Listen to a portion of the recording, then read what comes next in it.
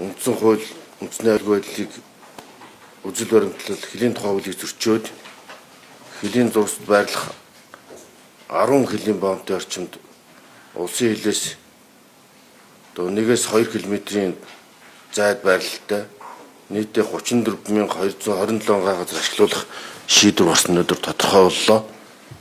Тэгээ боомтыг хөгжүүлэн эдийн засгийг дэмжинэ гэсэн халавчийн дор улсын хөлийн зурсад газар олгоод ашигт малтмлын тусгай зөвшөөрөл олгосон явдал бол хууль зөрчсөн хууль бус үйлдэлээс гадна Монгол улсын язгуур ашиг сонирхол үндэсний аюулгүй байдал занал учруулсан авилга ашиг сонирхлын зөрчилтэй шийдвэр улсын хил хамгаалтын дэглэмийг буруулах, сулруулах бодит эрсдлийг бий болгосон гэж үзэж байна.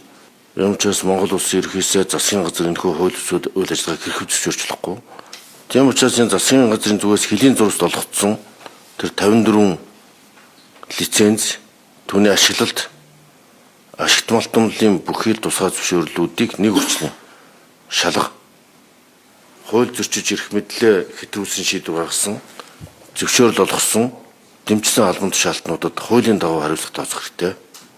Хилээ зэгцэл Нумсрын генерал газраа зэгцэл хууль зүйн дотоод хэрэг юм. За ингээд энэ тогтоолыг хүчингүй болгох тухай асуудлыг шийдвэрлэж байна.